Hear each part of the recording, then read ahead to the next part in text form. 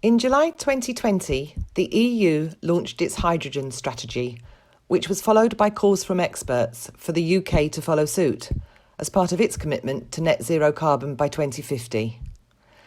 Back in January, as MEP for the North West, I organised an event in the European Parliament to hear about the potential and the pitfalls of hydrogen as an energy carrier. This little film gives a 12-minute summary of the presentation by the World Wildlife Fund Climate and Energy team. Alex Mason and Camille Maury make it clear that a key concern with hydrogen is how it's produced. Sectors like shipping and the steel industry are where hydrogen could provide the best option for the task, as well as the environment. Green hydrogen produced by renewable energy, not grey hydrogen produced by burning fossil fuels, is the only environmentally acceptable choice. There is so much potential, but it's all in the detail.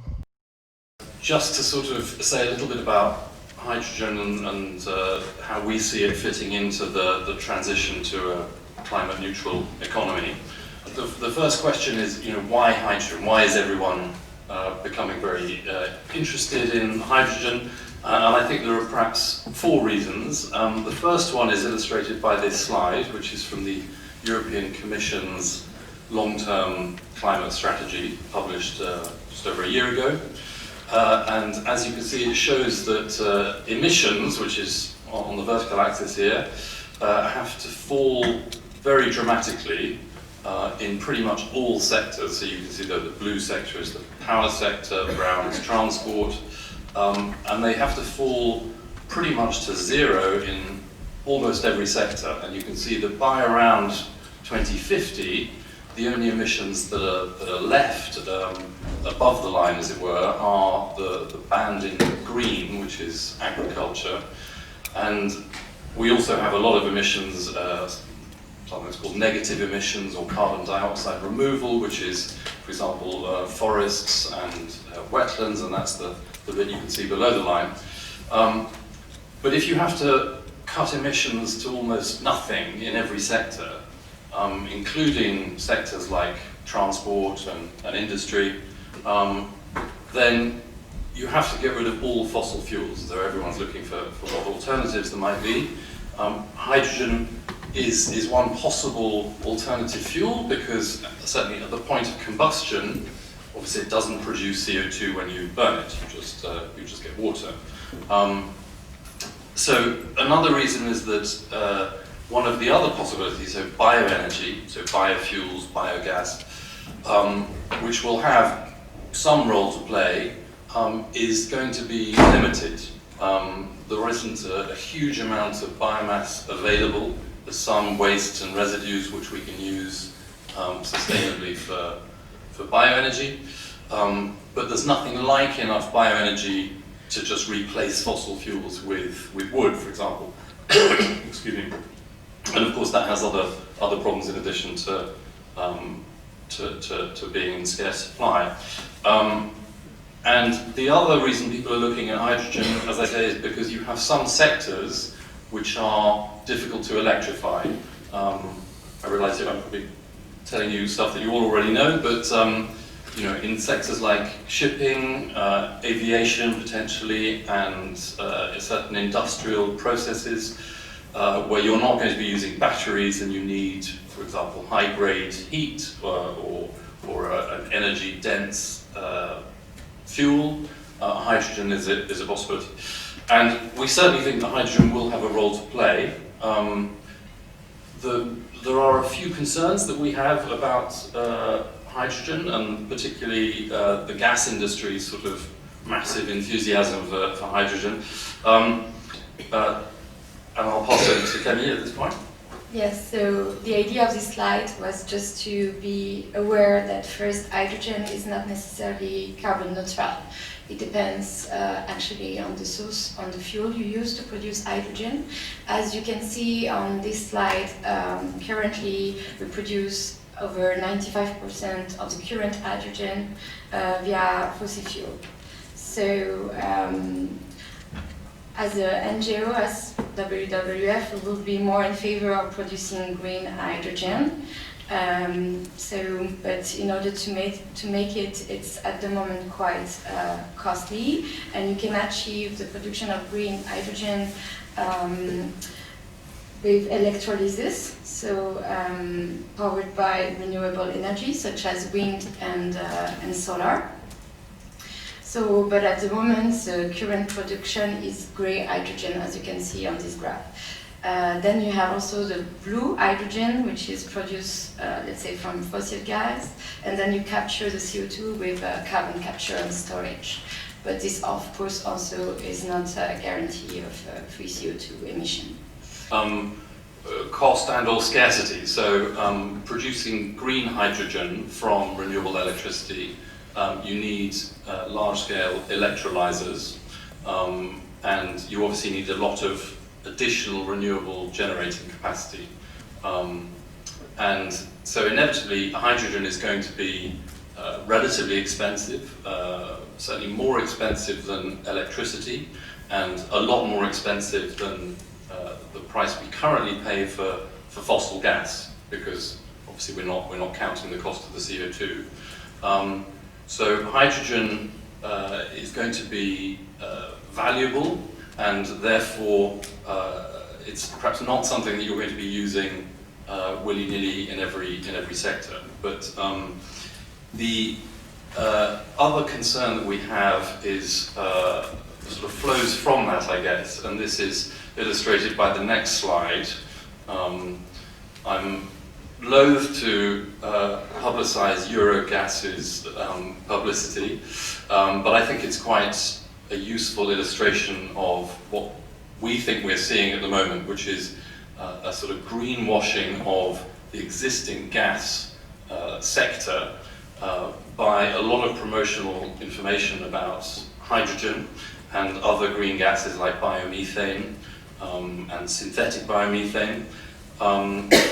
And the problem here is not, as I say, that there isn't a role for hydrogen. It's that if you look at where we use gas at the moment, a vast amount of it is used for heating in buildings, and this is essentially low-grade heat, meaning 80, 100 degrees, and it's not something that in future we think we're going to be using hydrogen for in any significant quantities, because, as I say, hydrogen will be scarce and or expensive, and burning it in buildings is unlikely to be a good use of what will be a valuable resource. If you're not burning hydrogen in buildings, you're not going to have a massive distribution network that we currently have in a lot of countries. You're much more likely to have district heating, for example, combined with large-scale heat pumps. The other thing that the industry is keen on promoting is the idea of using gas in transport, and using hydrogen in transport. And certainly there are types of transport where we may use hydrogen or hydrogen-derived fuels like ammonia, as I say, shipping or aviation. But we're very unlikely to be using hydrogen to a large extent in cars and vans, for example, which are almost certainly all going to be battery electric vehicles. So it's unlikely we're going to have a massive hydrogen distribution network in cities or to supply cars. So even if you're using some hydrogen in transport and some, as Camille was saying, in industry, and some in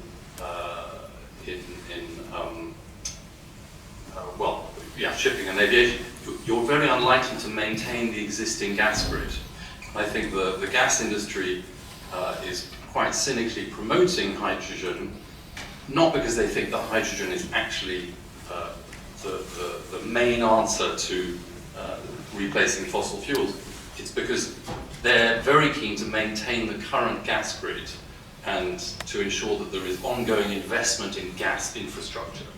And at some point in 10 or 20 or 30 years' time, when we find that actually there wasn't enough hydrogen or it was too expensive and we should have done something else, it's too late and we'll be using fossil gas. So I think there's a need for a lot of caution in how gung-ho we are about hydrogen.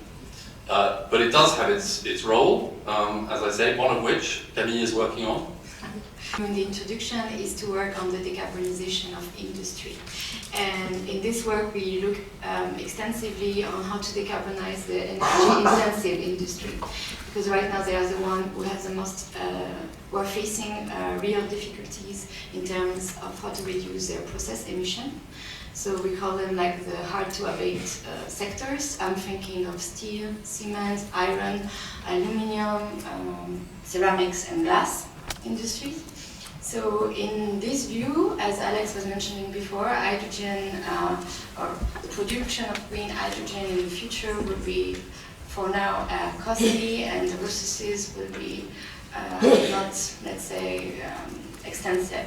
So we are thinking in which sector we could use them, and so what for, and how it could really reduce this process emission. So at the moment, in this type of industry, it could really play a game changer role in decarbonizing this sector. So why? Basically because you need a high amount of heat to produce this type of production. So for steel, iron, and cement, for instance. And hydrogen could there be implemented during this production process.